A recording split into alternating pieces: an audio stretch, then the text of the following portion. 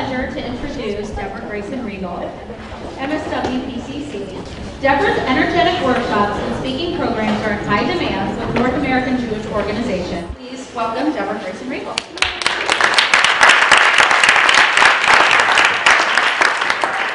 I want to let you in on a little secret of the difference between storytelling and strategic storytelling.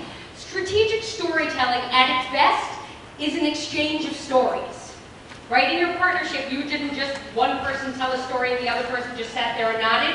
Each person had the opportunity to share a little bit of insight of something that happened to them, something that was meaningful to somebody in their life, and there was an exchange of stories as well.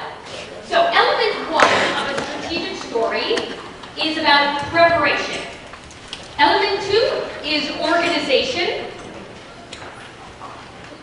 And element three is passion. The first part of a strategic story is knowing your goal. And you'll see some questions there that start with the letters A, B, and C. A stands for affective, B stands for behavioral, and C stands for cognitive. And I'm going to break this down into something that's much easier, much simpler than that. The first question that we want to ask in preparing a story is, how is it that I want my listeners to feel? If there is not a call to action, they're not going to do what it is you have in your head and your heart that you want them to do. The next thing that you have to keep in mind is that you have to know your organization. What do we do? Who do we help?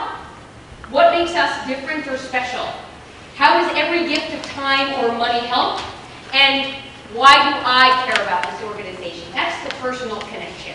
The second part is about getting organized. The first thing you're going to pick is a protagonist, someone that your listeners would care about. The second P is somebody with a problem. And just by nature of the people, the protagonists that you chose, you already started to set up that there was a problem there. This is a combination of real practical problems and real emotional challenges as well. And you're going to want to make sure that there is some emotional hooks that your protagonist is facing in order to tell the story. And remember, when all else fails, the protagonist can be you. One place that you can start your story is in a place and time. So that's why I have a clock here. You can decide to tell the story of a Holocaust survivor starting in the year 1947, or you can tell that story starting in the year 2011. Okay? Somebody who has to make a decision. You could tell that story from the time they were born or from the time they realized that they had a decision to make.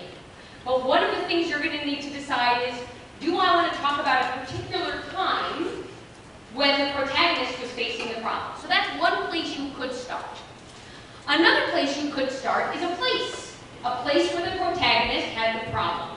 One place that you can start is where you started to notice some benefits. So you can start at the moment when the story started to turn around. Okay? Here's another place you can start, at one or another extreme points of view. You are going to want to start your story at the point of view where your listener is. And then the fourth P is the point. Your organization should be the point. If you want people to give more now, do more now, get more involved now, it has to be about your organization. Remember that B in behavioral, what is it you want people to do? You want them to do something related to your organization. And so when you put it all together, this is what it looks like. Who is your story about, your protagonist? What problem did they face? Where is your story going to start? A place in time, a place in the world. The first place that you notice benefits starting to happen. Cause and effect, one extreme point of view, or any place, but just decide. How does your organization help solve the problem? And then finally, the all-important call to action, what is it that you want your listener to do now? And any story that we tell has three elements. It has the words that we use in our story, it has the way in which we use our voice, and the way in which we use our body. And here's what researchers found. They found that the part that is the least memorable, at 7%, is the what you say. No matter how brilliantly strategic it is, people are not going to remember the entire content of what you said. They're barely going to remember the content. They're going to remember how they felt with you much more than they're going to remember the content of what you said. You're going to want to speak with animation, with passion, with changes in pitch, and making sure that the tone of your voice matches the content of what you say. And when you're talking to somebody, even if it's over the phone, I know that in my office I have a headset and I'm walking around my office when I'm talking with people.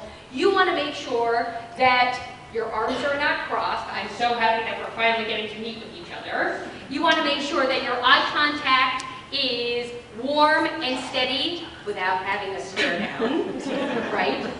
And you want to make sure that you are gesturing to them with open palms that say, I'm open to you and I'm open to building a relationship with you, as opposed to, let me tell you why you need to get more involved in our organization, which I know is really, really inviting, right? To have somebody accusing you like this. You haven't been involved, and let me tell you the consequences. As opposed to, let's have a conversation about what you're interested in and how our organization could be a match for what you really care about. Words that come from the heart enter the heart. Even if you don't know everything it is that your organization does, every element of who they serve, if you are communicating from the heart, it will enter into somebody's heart.